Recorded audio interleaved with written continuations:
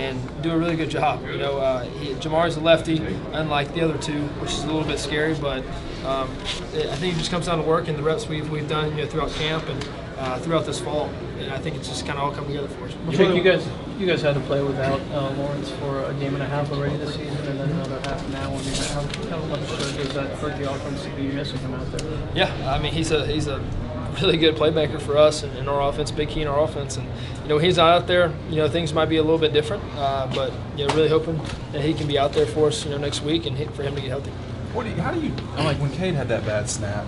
Offensive linemen don't drop balls and have performance issues typically. How do you make sure he doesn't have things go to his head real quick and stuff like that? Yeah, for him, it's just knowing we have his back. I'm going to do everything I can to obviously catch the ball, next time. And you think that was on you, or? A little bit of both. I think there's always a little bit of gray area there, and I got to do a better job of catching the ball for sure.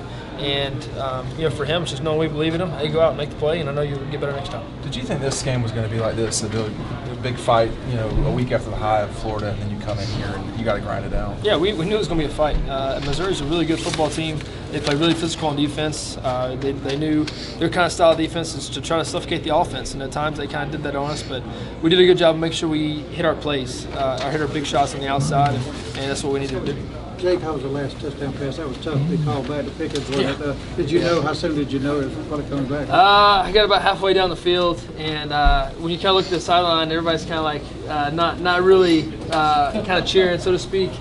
Something's probably a little bit up, and you look behind you and you see a little yellow flag on the ground, and it's kind of a sucky feeling. It really is to hit a big play, a check that we've been kind of talking about all week, to kind of go out and execute the check the way we did. That's just textbook perfect, and for it to come back, it's kind of heartbreaking. It seemed like Missouri's secondary sort of settled into the game after that first series. What was challenging about them and what went on? Yeah, I mean they're big and physical, and they can run really well, and did a good job staying with our guys for a little while. And sooner or later, we're just going to make a play on offense, and that's kind of what happened. We made plays when we needed to. What's the challenge of three centers? I mean, that's kind of a rarity. Yeah, I mean that's tough. We've been kind of working with Cade, a lot during the fall, just to make sure, because we know he is our number two, and Jamari has to go back to fall camp, for those reps with Jamari, but Jamari did a good job. We got on the same page. Jamari's also left-handed, so that can be definitely a little change too. But we did a good job, kind of fixed it, and next guy up, let's go play football. I like Cade was ready to go when you were warming up on the sideline. He was like, let's do this. Cade, he switched his mindset. He was ready to roll and make the most of his opportunity. You ever played a game with three centers before? I have not. That was first for me. Why is it with this? Is it just the spin with the left foot, or the left-handed toss back to you on the center being a left? It definitely it's a big factor when you're under center. The ball's coming from a different way, just a different kind of grip on the ball.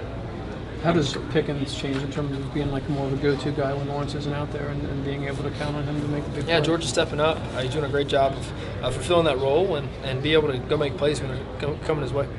When you talk about Cade, I mean, obviously coming in at guard, is one thing, but to come in at center with all the stuff that comes with playing that position, what does that say about his, mental capacity? Yeah, I mean, for him, it shows definitely his football IQ, what he knows, and for him, his body type and just the mentality he kind of goes with to work, and knowing that he can play, any position on the offensive line, whatever we need. It's a little bit of musical chairs with him sometimes, but I think he takes on that role, and he kind of puts it on his back and says, hey, I want to go out and do anything I can for this football team. And with this team as a whole in the offense, you guys might not have had that game where everything clicks, this year. But do you feel like this is a little bit of a survive and advance mode at this point? You guys got to do what you No, I mean, for me, I think the inches are there, so close, on the kind of over route to Cager, and then the go ball there to Kieris there at halftime. I mean, we're so close to the inches, and we just have to execute a little bit better. When we get there a little tighter in the red zone, and I think we're so close. We're so close to kind of executing on all cylinders. I think sooner or later we're gonna break it out, and it's gonna be really fun to watch. And man, I can't wait. I'm holding on to it because when we come in the locker room, everybody knows that we can play better. And that's just, you kind of have that feeling, and you want to play the best you can. And I think sooner or later we're going to break it out, and it's going to be exciting to watch. Do you need to, when you see the way LSU and Alabama scored today, 3-4 weeks away? Yeah, I mean, I'm not worried about playing either one of those opponents right now, but for us to go play this next football game against Auburn, they're a really good football team. So, I want to play my best every single Saturday.